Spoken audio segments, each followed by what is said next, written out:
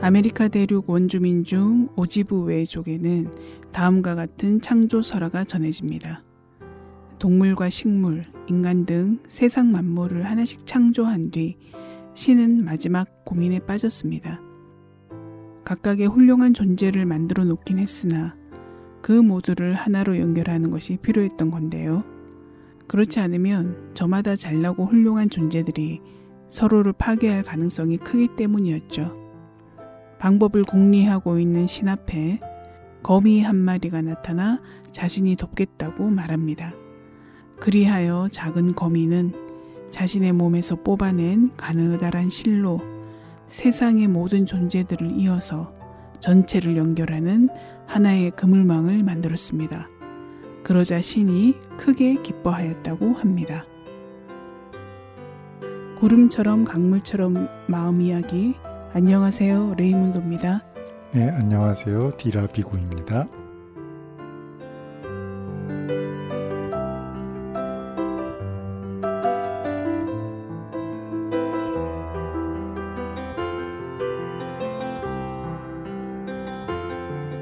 아메리카 원주민들은 자연 속의 만물을 관찰하고 또 부족 어르신들의 가르침을 통해서 만물이 서로 연결되어 있다라는 그런 생각을 오랫동안 해왔고 또 그것을 생활 속에서 실천해 왔다고 합니다. 동물과 식물을 대할 때 또 타인을 대할 때 다른 부족을 대할 때 가져야 하는 마음 자세로서 대개 이 아메리카 원주민들 전체가 공유하는 생각이었다라고 얘기를 하는데요.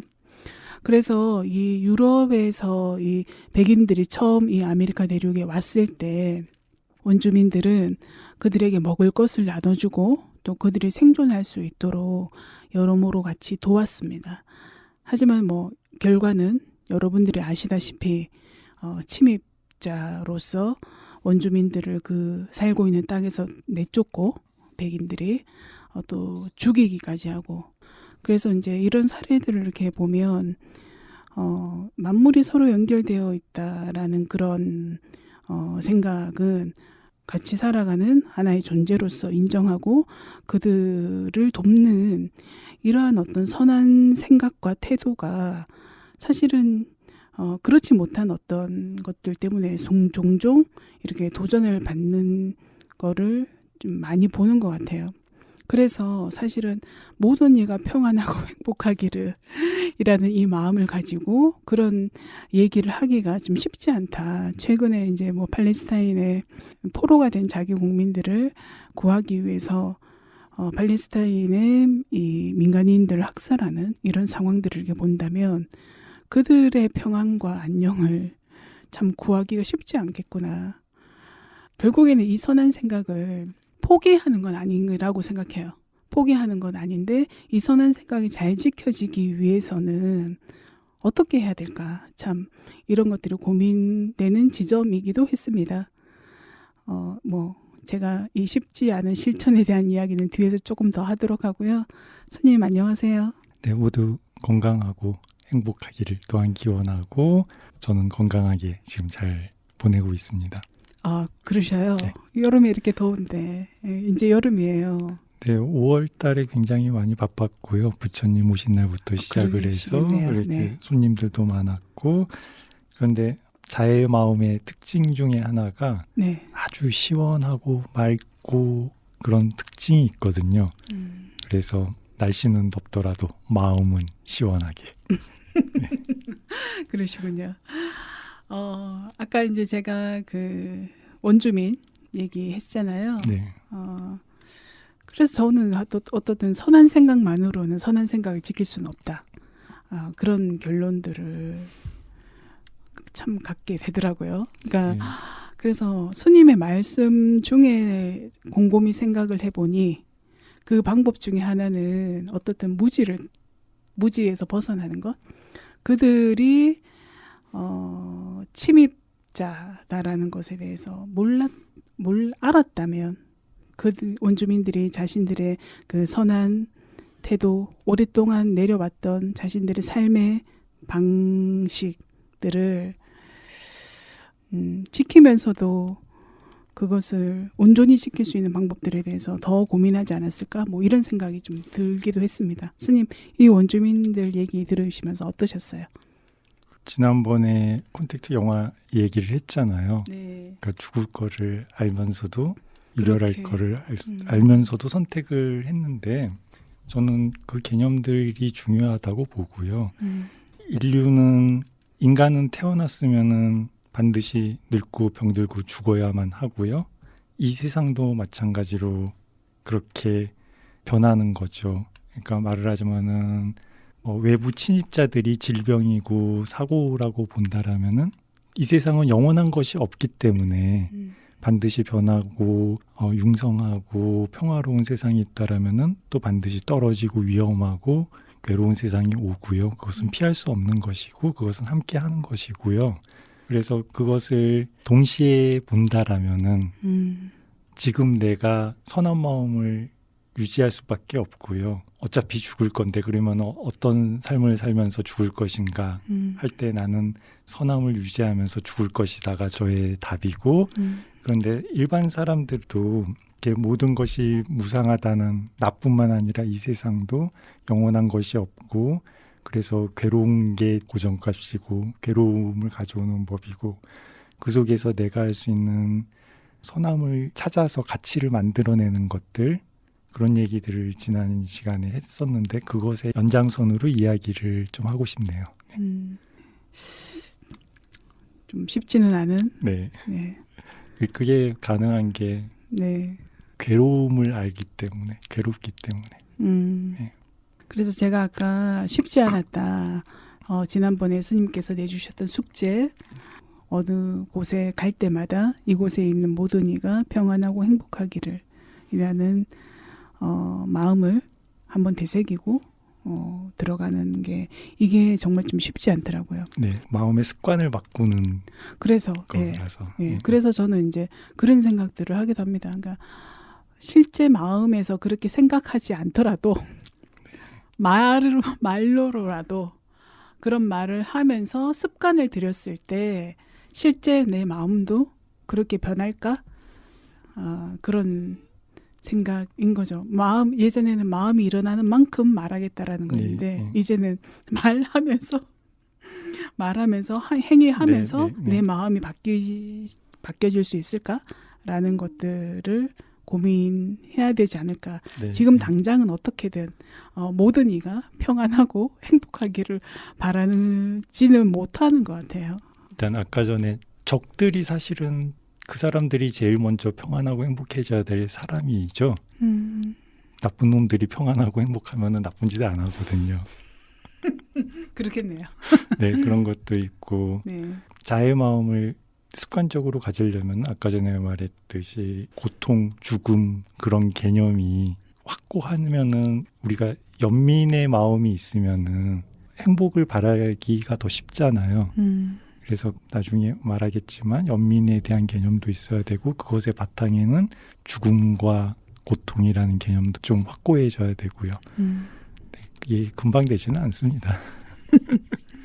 저는 어떻든 지금 계속 화두처럼 이제 갖고 있는 거는 나라는 거 그러니까 나라고 말할 수 있는 것은 없다. 네. 나라고 고집할 수 있는 것은 없다. 어떻든 지금은 저한테 이게 제일 큰 주제인 것 같아요.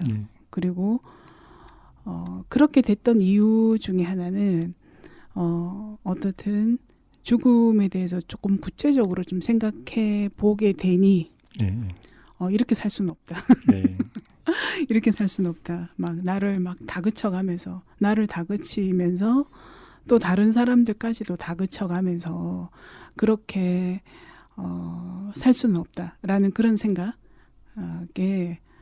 가장 고민하고 있는 지점은 어떻든 나를 해체하는 거 이게 지금 저한테 굉장히 중요한 문제인데요. 최근에 이제 노자 장자를 공부하는 친구가 해줬던 말이 손님처럼 살다 가라. 그래서 누가 그런 얘기를 했어? 그러니까 노자가 그런 얘기를 했다 하더라고요. 주인의식 갖지 말고 네가 주인 아니다. 손님처럼 겸허하게 손님 자리가 사실은 어려운 자리잖아요. 네. 조심해야 되고 주인 의식이 아니라 손님 의식으로 그렇게 살아라라고 이렇게 얘기를 하더라고요. 어떻든 네, 요즘 제일 고민은 나라는 것은 없다. 그래서 제가 예전에 좋아했던 노래, 제가 이소라를 되게 좋아하는데요.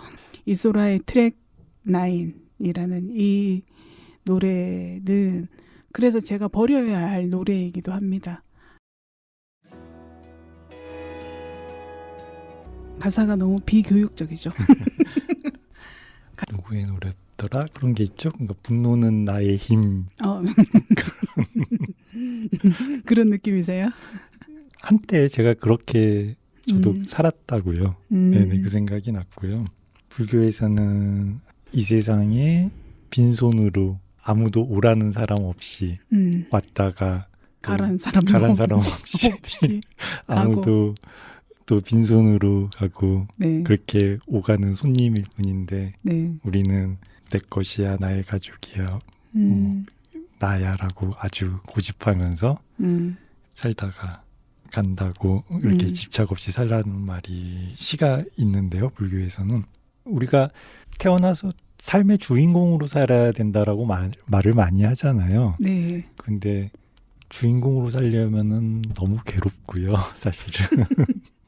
그리고 막이 내려가는 순간 너무나 허무해지고요. 그렇죠.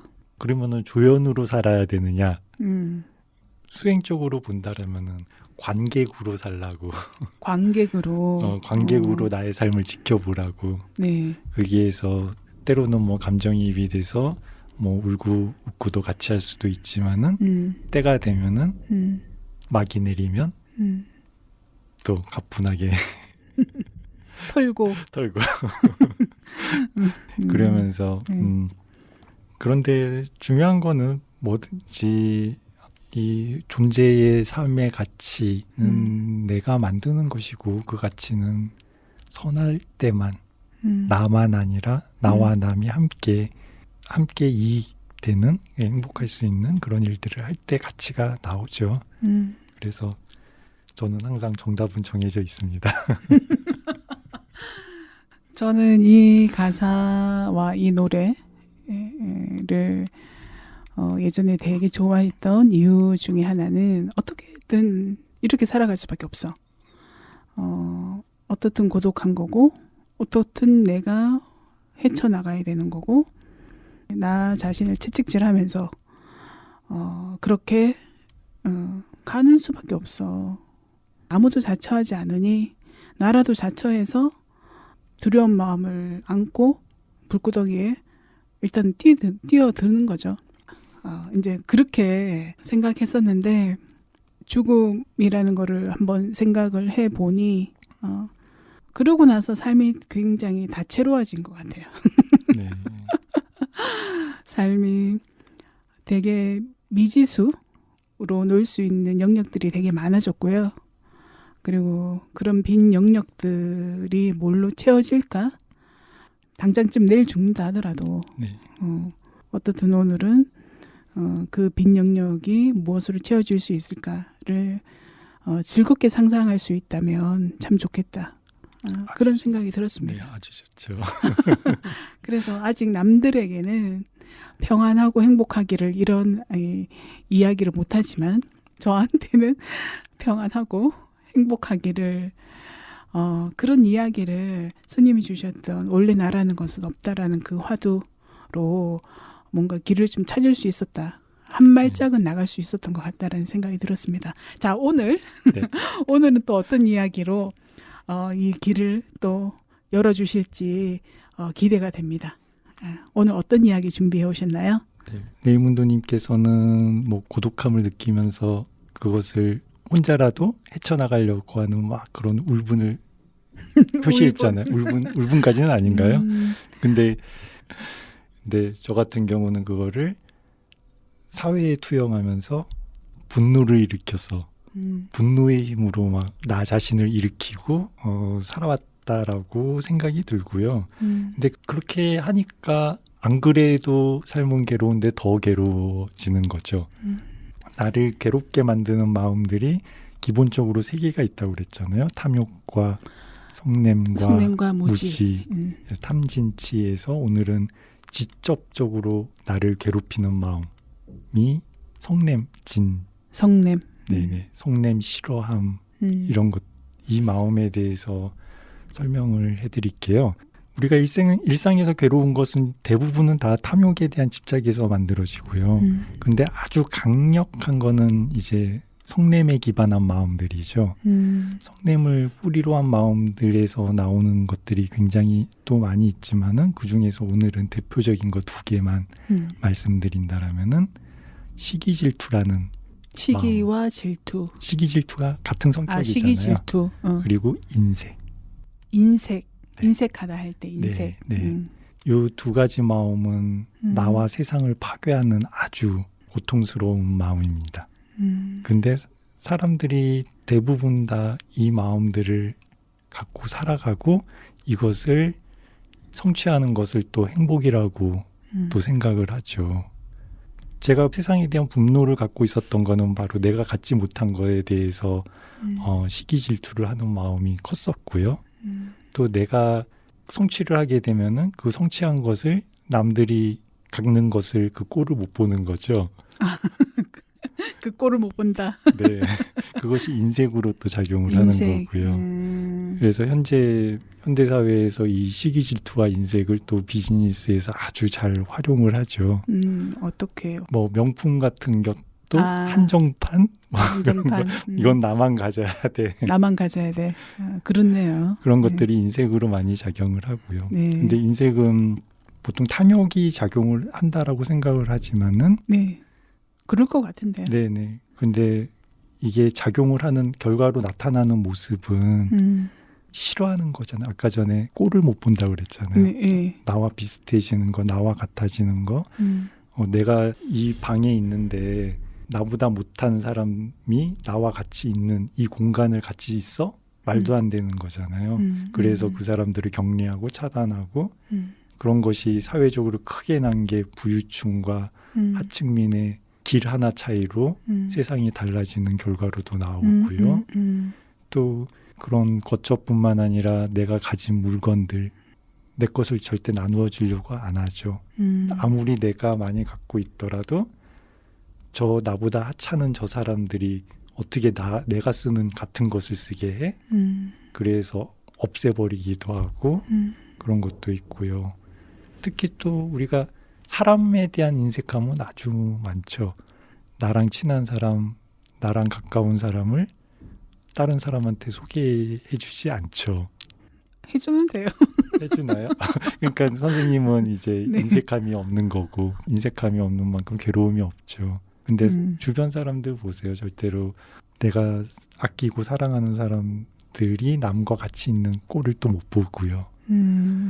살아가면서 이렇게 내가 가진 거, 소유한 거, 머무는 것, 내가 얻은 지식들, 아주 내가 힘들게 공부해서 얻은 지식이야. 네. 그러면은 지혜야. 그런 것들은 절대 안 가르쳐 주죠. 그런 게 뭐 있기는 해요. 네네. 네. 또 종교에서도 옛날에는 내가 어떤 경지를 성취했어. 그러면은 나의 제자로 온 사람들만 가르쳐 주겠다. 하면서 절대 밖으로는 안 가르쳐 주고. 자기가 터득한 진리를. 네네. 지식이라든가 지혜라든가 그런 쪽에서도 인색함이 많이 작용을 하고요. 근데 그것이 만일 다른 사람이 공유하게 됐다. 그러면은 그 공유한 사람을 차단하잖아요. 그래서 이 인색함이라는 것은 성냄으로 뿌리를 한 마음으로 이렇게 불교에서는 얘기를 합니다. 스님 말씀을 이렇게 듣고 보니까 인색함이라는 거는 너무 어마어마한 네. 일이네요. 진짜 어마어마한 결과를 갖고 오는 일이네요. 그래서 세상의 전쟁들도 대부분 다 그렇게 되고요. 그래서 이 인디언들이 아메리카 인디언들은 인색하지 않은 거였죠. 네, 인색하지 않고 선함을 실천을 했고요. 그런데 그것을 또 파괴하는 반대적인 게 이제 탐험가들은 시기 질투가 있는 거죠. 내가 갖지 못한 것을 쟤는 갖고 있네. 그래서 파괴해야 되는 거죠. 뺏어야 되는 거고 죽여야 되는 거고 없애야 되는 거고 그래서 내 것으로 만들어야 되는 거고. 그렇죠. 근데 이 시기 질투는 팔정도에서 바른 말 중에 이간질, 속이는 말, 거친 말 이런 말 하지 말라고 그랬는데 이거는 시기 질투와 아주 첫걸음이라고 그럴까요? 네. 다른 사람들을 뒤에서 험담하는 거, 뒷담화하는 거 그리고 아주 간접적으로 남을 나보다 잘난 사람을 끌어내리는 거. 이렇게 하는 말들 굉장히 많이 있잖아요. 그런 말들부터 해서 그것도 마찬가지로 힘이 없기 때문에 또 그 사람을 파괴시키기도 하고 힘을 가지면 또 힘을 가졌기 때문에 그 사람을 또 인색함이 작용하면서 완전히 눌러버리기도 하고 어떤 세상에 대한 분노도 나는 이렇게 도덕적인 사람이야 라고 생각하면서 뭐 부자인 사람들 아니면은 그 성공한 사람들에 대해서 막 그 스스로 위로하고 도덕적 청정함을 얘기를 하고 그런 것도 사실은 시기 질투에 바탕한 마음이더라고요. 그러니까 자만 그 무지와 결합을 해서 시기 질투가 작용을 하면서 그것이 현재에 대한 탐욕이 성취가 안 되니까 불만족으로 성냄으로 분노로 표출되는 그래서 세상을 바란다라고 하면서 오히려 세상을 나와 남을 파괴하는 마음들을 제가 많이 개발을 했더라고요. 마음에서. 네. 그러면 이런 시기 질투와 인색함, 인색이라는 이런 것들, 이런 마음이 마음에서 생기지 않도록 하는 건 뭘까요? 네. 그게 기쁨이고 행복이 아니라 괴로움이라는 걸 먼저 아셔야 되고요. 괴롭기 때문에 잡지 않고 놓을 수 있고 바라볼 수 있고 그렇기 때문에 그 반대되는 것 이제 나누고 베풀고 남이 성공하는 거에 대해서 사촌이 땅 산 거에 대해서 배 아파하는 게 아니라 축하하다라고 말할 수 있어야 되고 같이 기뻐할 수 있어야 되고 근데 그렇게 기뻐할 수 있으려면은 마찬가지로 죽어가는 것들 죽어야만 하는 모든 것들에 대해서 사랑해야지 하는 마음 그 윤동주 시인의 그런 마음들이 또 있어야 되고요. 그래서 죽음에 대한 이해가 인식이 좀 확고해지셔야죠. 저는 뭐 죽음에 대해서 제가 아버지가 한 7년 전에 돌아가셨는데 그때 자기 죽음에 대해서 아무 마음의 준비를 못 하셨다. 아버지께서 특히 이제 후두암 때문에 목을 이렇게 뚫고 생활하신 지가 한 10년이 되셨어요. 그러니까 말을 하실 수가 없는 거죠. 그래서 이제 글씨로 이렇게 필담으로 의사소통을 하셨는데 몸이 이제 거의 죽음에 이르니 어떤 의사 표현들이 너무 불가능하신 거예요. 그것도 그랬지만 마지막에 돌아가실 땐 폐암이셨거든요. 저는 알려드렸어요, 아버지한테. 그러니까 아버지 폐암이라고 얘기합니다. 그리고 뭐 말기이기 때문에 지금 할 수 있는 게 아무것도 없다. 그렇게 해서 이제 집에 모셔갔어요. 모셔가서 한 10일 정도 있다가 도저히 집에서 돌아가시는 걸 제가 감당할 수 없겠더라고요. 그래서 병원에 다시 옮기고 3일 만에 돌아가셨거든요. 저는 지금은 이제 엄마가 돌아가신다면 집에서 돌아가실 수 있게 할 수 있겠다라는 생각이 아주 강하게 있습니다. 왜냐하면 네. 병원에 다시 가셔서 아버지가 이 의사가 사망 선고를 내리잖아요. 침대를 바로 빼려고 하는 거예요. 네. 진짜 너무 분노스러웠고 네. 그래서 좀 있자고 하니까 다른 환자들이 동요한다.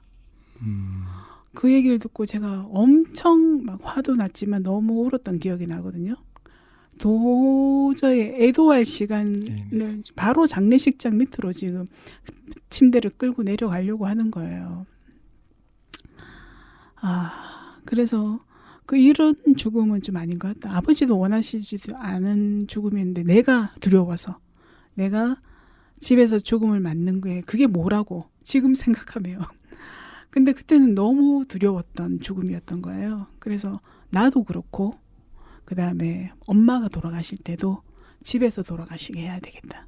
그리고 충분히 우리끼리 엄마를 모르는 나의 아주 먼 친구들이 와서 애도하는 게 아니라 그들의 애도 자리를 먼저 내가 배려하는 게 아니라 나의 애도, 엄마와 친하게 지냈던 사람들, 그 사람들의 애도의 이 기간과 장소를 제대로 마련해야 되겠다. 네, 그런 네, 생각이 네. 있었습니다. 이거는 죽음에 대한 첫 번째 제 네. 깨달음이고요. 그다음에 두 번째 깨달음은 최근에 이제 알고 있는 사람 중에 간호사였고 저보다 한 살이 많으신 분이셔요. 너무 반짝이는 사람이었고 볼 때마다 기분이 좋아지는 그런 사람이었는데 이게 난소암에 걸린 거예요. 그분이 치료를 하고 나서 이제 다시 재발한 거죠. 재발을 하면서 병원 자기가 30년 가까이 병원에 다녔잖아요. 2차 재발했을 때는 이제 병원 치료를 거부한 거죠.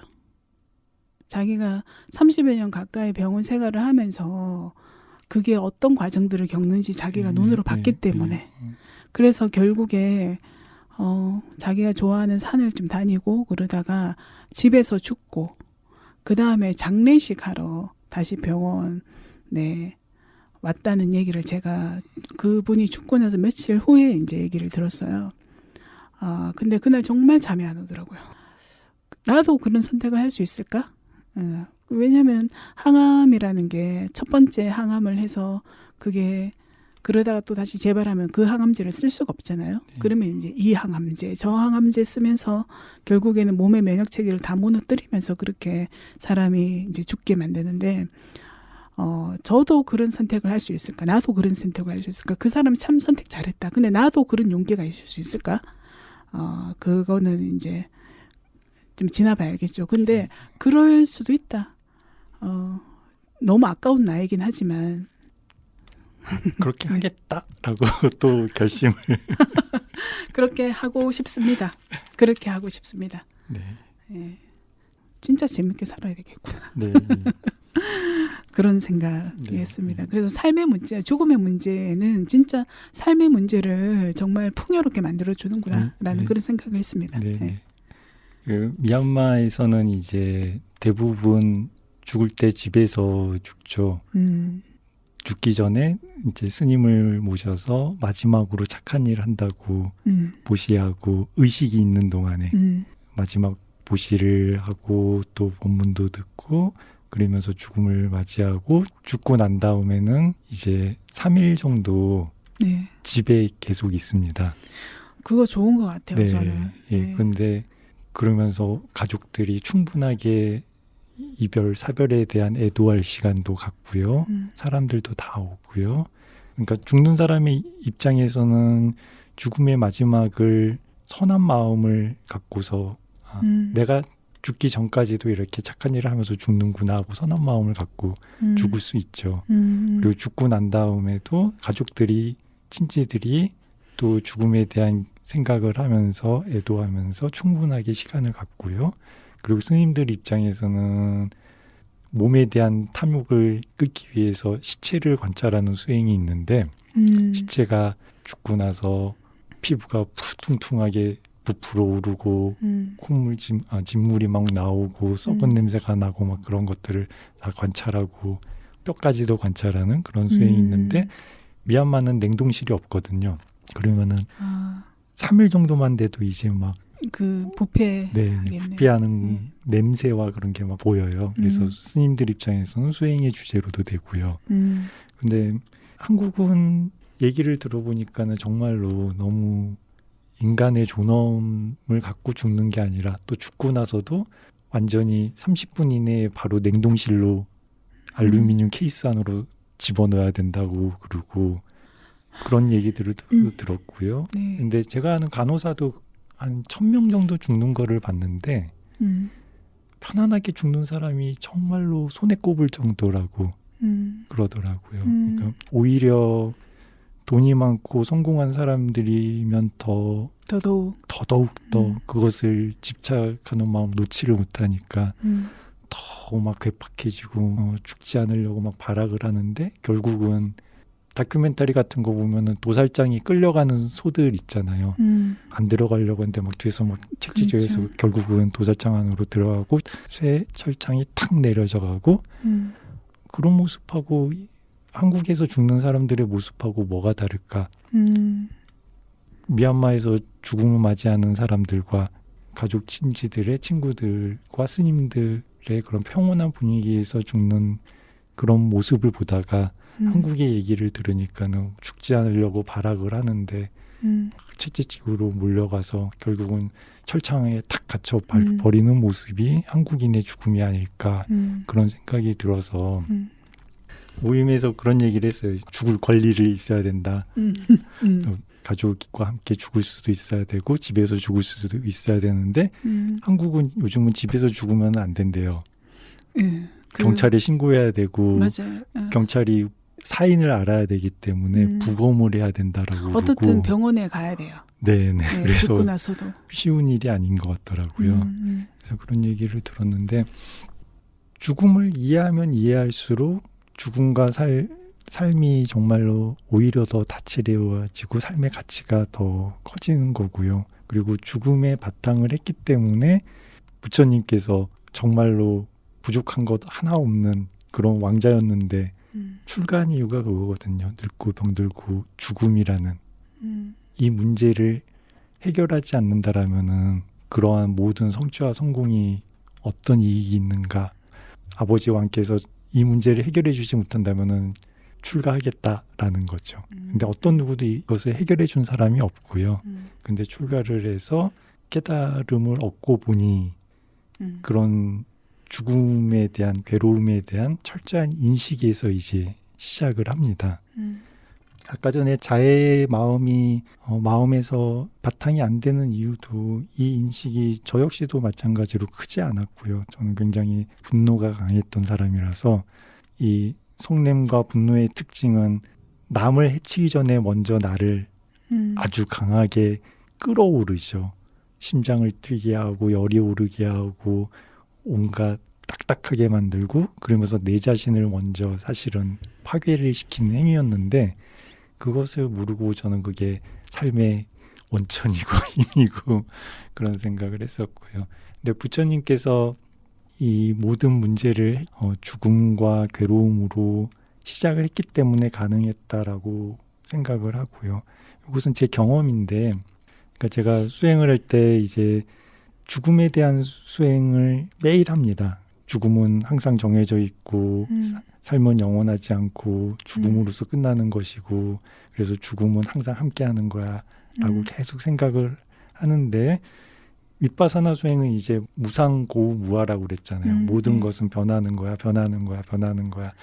그렇게 계속 관찰을 하다 보면은 이제 사람들이 태어나고 죽는 것도 남이 아니라 그냥 물질이 생겨나고 사라지고 마음이 생겨나고 사라지고 그것이 계속 연속적으로 이어지는 것으로 보이는데 죽음에 대한 생각을 하다가 그게 딱 이제 갑자기 붙어버린 거예요. 그러면서 죽음에 대한 생각도 하고 또 모든 생명 있는 존재들이 행복하기를 이 생각도 하고 같이 하는데 어느 날은 갑자기 모든 생명 있는 모든 존재들이 행복하기를 생명 있는 모든 존재들이 행복하기를 하는데 태어난 모든 존재가 갑자기 죽는 게 막 느껴지는 거예요. 그러니까 쫙 펼쳐지는데 태어나면 죽고 태어나면 죽고 태어나면 죽고 그러다가 그게 점점 빨라지면서 그냥 다 죽는 것만 그냥 다 보이 이렇게 펼쳐지는 거죠. 아, 마음속에. 예. 그러니까는 나는 행복하기를 바라는데 죽고 계속 끊임없이 죽음으로 이어지니까 그날은 그 죽음의 고통에 하루 종일 울었죠. 그런 경험을 하고 나서는 이제 미워하는 사람이 없어졌어요. 어차피 다 죽을 거니까. 아, 너무 불쌍한 거죠. 그러니까 어차피 다 죽을 거니까 불쌍하다. 그냥 다 죽어버리는데 네. 미워할 겨를이 없는 거죠. 그러니까 미워하는 마음, 겨를이 그러니까 없다. 마음은 하나하나 일어난다고 그랬잖아요. 네. 탐욕, 성냄 각각 따로따로인데 미워하는 마음이 일어나기 전에 불쌍한 마음이 먼저 일어나니까 그러니까 미워할 마음이 일어날 기회가 없는 거죠. 그렇게 해서 화가 그때부터 굉장히 많이 없어졌고요. 그러면서 그때부터 이제 잘 행복하기를 바라는데 죽어가는 모든 것들을 사랑해야지 그런 마음들이 이제 생겨나고요. 근데 부처님께서 얘기한 것도 부처님께서 처음에는 사람들한테 가르침을 주지 않으려고 그랬죠. 이 가르침을 받아들일 사람이 없다라고. 근데 가르치게 됐던 원인 중에 하나가 중생들에 대한 연민심이 바탕이 됐는데 그게 왜 그러냐면은 이제 깨닫고 나서 중생들의 삶의 모습을 보니까 정말로 너무나 고통이 끊임이 없는 거죠. 우리 인간은 굉장히 업이 좋다라고 얘기를 해요. 그래서 인간으로 태어났다. 네네. 그런데 업이 약한 사람들은 더 낮은 존재가 되는 거죠. 그래서 예를 들어서 우리가 숲속에서 새소리를 막 들으면은 이 새소리를 들으면서 아름답다, 예쁘다 그런 생각을 하는데 그렇죠. 업이 나쁜 숲속에 사는 곤충들이나 작은 생명들 입장에서는 그 새소리가 완전히 공포죠. 공포 그 자체로 느껴지는 거죠. 두려움 그 자체고요. 그러네요. 그래서 우리가 숲을 볼 때 아름답다라고 느끼지만 숲 안에 사는 존재들은 너무나 공포스럽게 두려움 속에 살기 위해서 끊임없이 분투해야 되고 하루하루를 불안과 두려움 속에 살아가야 되고 근데 그게 인간의 모습도 사실은 다르지 않다라는 거죠.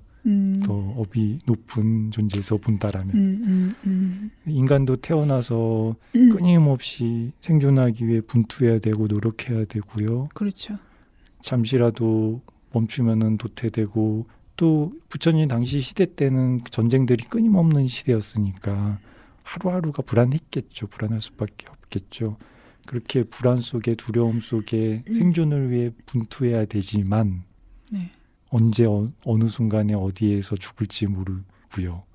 그렇게 또 생존을 해서 살아남아서 분투 노력을 해서 어떤 것을 성취했다 하더라도 아까 전에 말씀드렸듯이 도살장에 끌려가는 소처럼 오히려 더 성취하면 할수록 그것을 놓지 못해서 더 비참하게 또 죽어야만 하고요.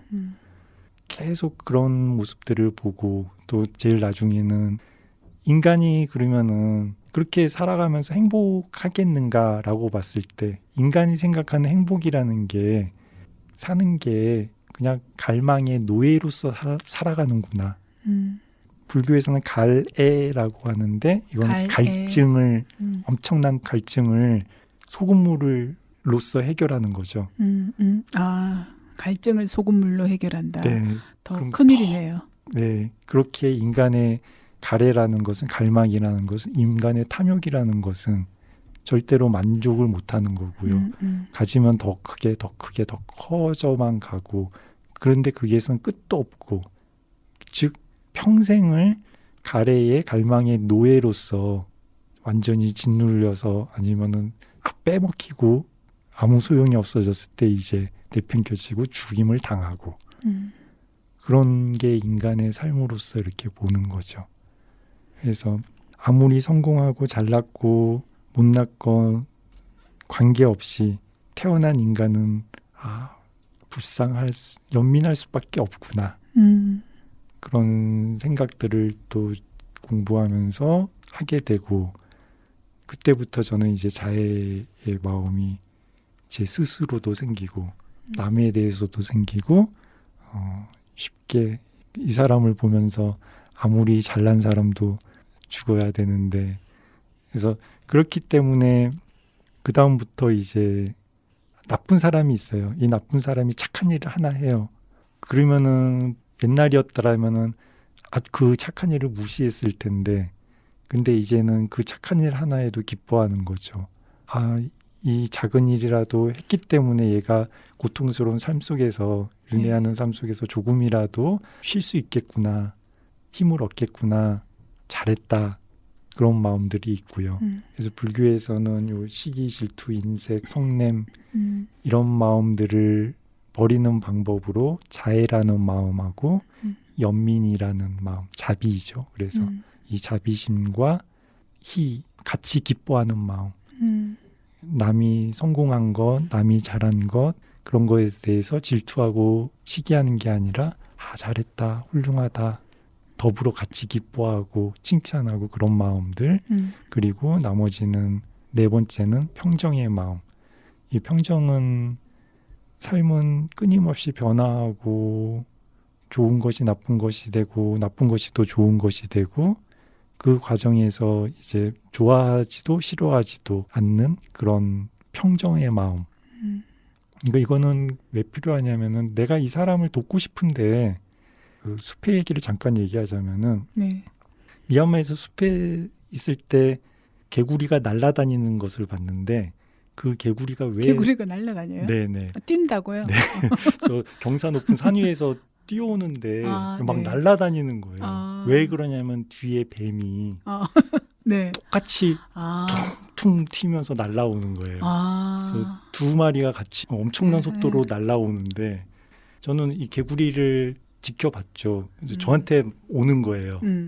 그러더니만은 이 개구리가 제 뒤로 갔으면은 저는 그래도 업이 컸으니까 뱀보다도 크고 그래서 살려주려고 그랬는데 이 개구리가 저를 보더니 더 무서워서 제 뒤로 넘어갔으면 되는데 제 앞에서 탁 멈추고 방향을 뒤로 탁 트는 거예요. 멈춰버리는 거예요.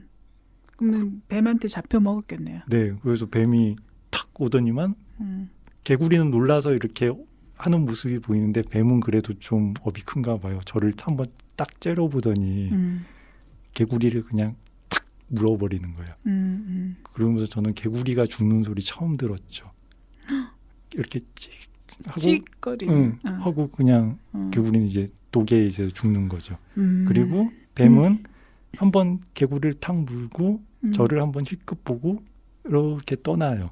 그러니까 그 자리에 있으면 제가 뭐 어떻게 할지를 모르니까는. 그러니까 이미 개구리는 죽었고 나중에 다시 와서 가져가는 거죠. 그러니까 그런 거를 보면은 제가 도와주려고 하더라도 도와줄 수 없는 사람들이 너무 많고요. 그럴 때는 이제 옛날에 이런 거를 업과 업의 결과들을 몰랐을 때는 내가 도와줄 수 없는 것에 대해서 엄청나게 괴로워한 거죠. 분노하는 거죠. 이해됩니다. 네. 그게 또 시기, 질투, 인색이 또 들어가고요. 그래서 성냄을 일으켜서 나는 자애의 마음을 일으키고 연민의 마음을 일으키는데 이거는 선한 마음이기 때문에 기쁨을 줘야 되는데 이게 오히려 더 성냄을 일으키고 나를 괴롭히고 나를 파괴하고 나를 불태워버려요. 이거는 잘못된 마음인 거죠. 그러니까 마음이 섞인 거죠. 네. 마음이 하나 선한 마음이 맑고 시원한 자애의 마음이 일어났더라도 이후에 성냄을 일으켜서 성냄으로 덮어버린 거죠. 그런데 이것을 안 하게 하는 것이 이제 내 것이 아니라는 것, 나가 아니라는 것, 내가 할 수 있는 것이 없다라는 것, 그런 개념들과 세상은 업대로 흘러간다라는 것.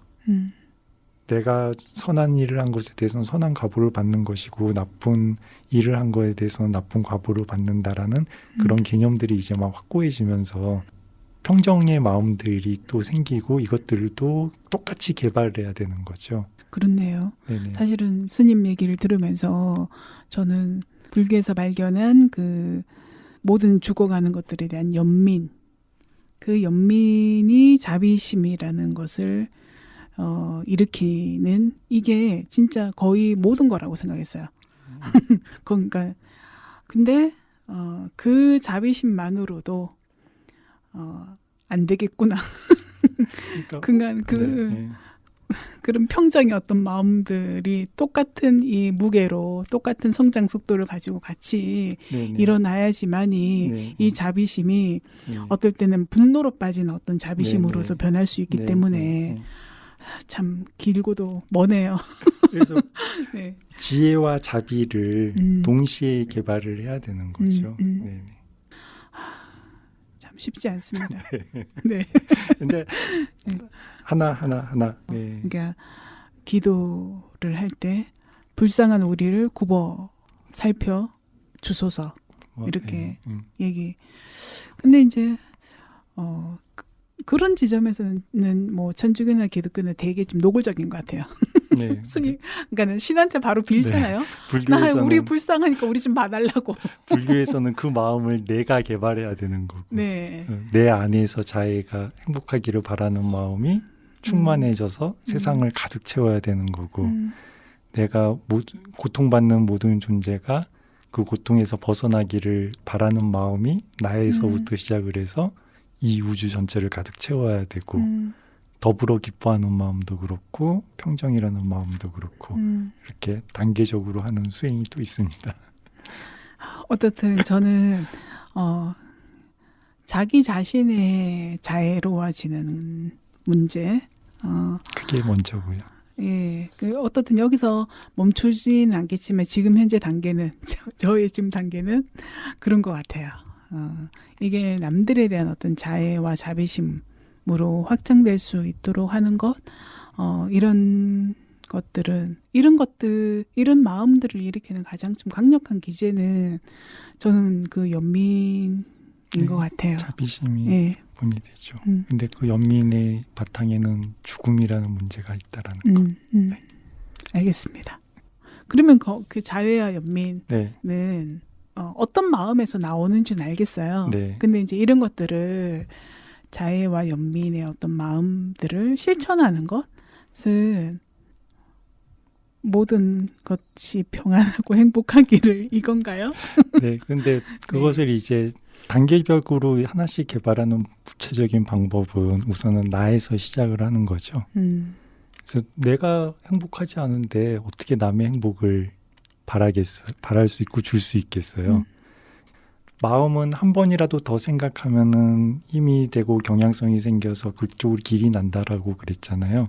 그랬듯이 한 번이라도 더 우선은 뭐 한 10분 정도 수행을 한다. 자의 마음을 개발하겠다라고 한다라면은 한 2분 정도는 1, 2분은 자기 자신의 심장에서 행복을 느껴야죠. 내가 기뻤던 것 아니면 평화로웠던 것, 행복했던 기억이, 그러니까 우리가 마음이라는 것이 사실은 몸이 기억해서 하는 행동들이 굉장히 많거든요. 그러니까 몸이 마음을 지배하는 것이 굉장히 많고요. 그래서 행복할 때는 입가에 미소도 떠오르고요. 일부러 우울할 때 웃으면은 우울한 게 없어지기도 한다라고 하잖아요. 그러니까 몸이 마음을 바꾸기도 하고요. 그래서 마찬가지로 행복했던 기억을 떠올리면서 행복했던 때는 내 마음이 충만해지죠. 심장이 왠지 뭐 뿌듯해지고 따뜻해지고 그런 느낌을 느끼면서 내가 평안하고 행복하기를, 이렇게 모든 고통에서 벗어나서 평안하고 행복하기를 행복감을 느끼는 겁니다. 느끼면서 한 1분, 2분 그러면 자연스럽게 입가에 미소도 띄게 될 거고요. 그 다음에는 이제 이 사람만 생각하면 행복해지는 존경하는 스승이라든가 이런 분을 떠올리면서 이 마음 그대로 이 사람도 행복하기를, 평안하고 행복하기를, 이 사람이 평안하고 행복하기를 또 몇 분을 하고요. 이게 잘 되는 사람은 1시간을 해도 됩니다.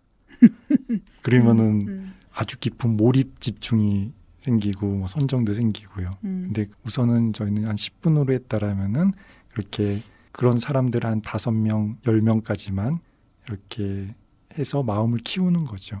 그래서 그게 잘 되면은 이제 그 다음 단계로는 나와 가까운 사람, 이 사람은 정말로 행복을 기원해주고 싶어. 그런 사람들, 가까운 사람, 친구들, 뭐 가족들 있잖아요. 그런 사람도 또 한 10명은 넘지 않게 이렇게 해서 행복을 해주고요. 그 다음에 이것도 잘 돼요. 그러면 이제 그 다음 단계로 또 모든 이가 되는 건가요? 제일 나중에는. 근데 그 다음 단계는 이제 그냥 길 가다가 아는 사람 있잖아요. 친하지도 멀지도 않은 사람. 또 똑같이 내가 행복하기를 바라듯이 이 사람까지도 똑같이 이렇게 경계를 점점 넘어가는 거죠. 우리가 사실은 가까운 사람도 친구한테도 시기 질투 인색한 마음이 나타나거든요. 근데 그런 마음이 다 무너집니다. 그리고 모르는 사람이지만 그냥 얼굴만 아는 사람이지만 이 사람도 똑같이. 그리고 제일 나중에는 이제 내가 싫어하는 사람, 적개심이 막 일어나는 사람까지도 똑같이 내가 이렇게 평안하고 행복하듯이 이 사람이 평안하고 행복하기를, 이 마음을 개발하는 스윙이 있습니다. 단계적이고 되게 전략적이네요. 네, 그렇게 해서 제일 나중에는 생명 있는 모든 존재가 다 행복하여라. 그때서야 되는 거죠. 그래서 싫어하는 사람이는 잘 안 되기 때문에 우선은 내가 좋아하는 사람, 가까운 사람, 고마운 사람, 기회를 봐서 잘 모르는 사람도 똑같이 해줄 수가 있어. 자해를 개발할 수 있겠다. 그러면 그 사람까지 이렇게 넓혀나가고 이렇게 차츰 해서 이 세상 전체까지 확장을 해나가는데 그 시작은 내가 내 마음에서 내가 평안하고 행복하게. 그래서 나에 대해서 너그러워져야 되는데 한국 사람들은 자기 자신에 대해서 너그러운 사람이 잘 없더라고요. 맞아요. 네, 자신을 너무나 몰아붙입니다. 그래서 자기 자신을 아껴주고 사랑해주고 너그러워지고 그래서 행복했던 마음들을 자주 기억하면서 내가 행복하기를 이 먼저 필요한 것 같습니다. 그 마음 그대로 이제 문을 잡을 때마다 이 건물에 모두가 평안하고 행복하기를 그렇게 하면은 이 버스에 있는 사람들 이 지하철 안에 있는 모두가 평안하고 행복하기를 이런 식으로 넓혀 나가죠. 근데 그 전에 먼저 자기 자신에 대해서 많이 너그럽고 관대하고 이 세상 어디를 둘러봐도 나만큼 사랑스럽고 행복을 바라는 사람이 이 세상에 아무도 없고요. 어디도 없고요. 그래서 나 자신을 정말 아껴주는 것, 몸도 마음도 건강하게 그렇게 하는 습관이 먼저 있어야죠. 네, 그래서 마음이 좀 가벼워졌습니다. 그래서 이건 시간이 길어서 못하는데 한번 끝나고 네, 눈을 감고 내가 평안하고 행복하기를 한 2분 하시고 내가 정말로 행복을 바라는 존경하는 분까지 한번 그분은 한 5분, 10분 이렇게 해보시기 바랍니다. 알겠습니다. 그거는 가능할 것 같습니다. 네, 그렇게 해서 조금씩 늘려나가 보십시오. 네, 알겠습니다. 오늘 이제 이렇게 얘기 나눴는데 뭐 횟수가 거듭할수록 약간의 길이 좀 보이는 것 같습니다. 그래서 앞으로 어떤 길이 또 펼쳐질지 궁금해하면서 다음 방송 기약해야 되겠는데요. 같이 듣고 싶은 노래 하나 주셔요. 자해 개송을 이렇게 노래로 만든 건데요. 네. 그러니까 내가 위험에서 벗어나기를, 고통에서 벗어나기를, 번뇌에서 벗어나기를, 몸마음 평안하고 행복하기를 이 마음을 일으키는 겁니다. 이것을 아까 전에 말했듯이 대상을 하나씩 넓혀 나갑니다.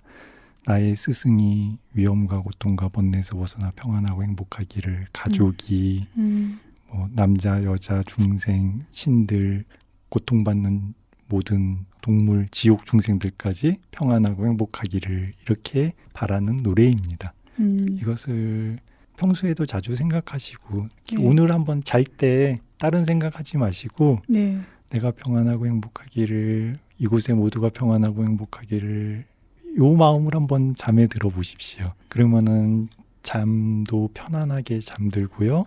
꿈을 꾸더라도 행복한 꿈을 꾸고요. 일어날 때도 행복하게 일어납니다. 한번 해보십시오. 제가 잠자는 것에 되게 요즘 많이 민감해져 있는데 그래서 수면 음악 이런 거 막 듣거든요. 그 왜 잠 잘 오게 하는 음악. 오늘은 자해송을 한번 틀어놓고 자해송은 근데 이게 빨리어라고 한국인은 잘 모를 거예요. 빨리요. 음악을 안 듣더라도 혼자 마음으로 내가 평안하고 행복하기를 좀 편안해지면은 이곳에 모두가 평안하고 행복하기를 이 마음으로만 한번 잠에 들어 보십시오. 알겠습니다. 그러면 자해송 들으면서 방송 오늘 마무리하겠습니다. 지금까지 레이문도 디라비구였습니다. 안녕히 계세요. 몸, 마음 모두 건강하고 행복하기를 기원합니다.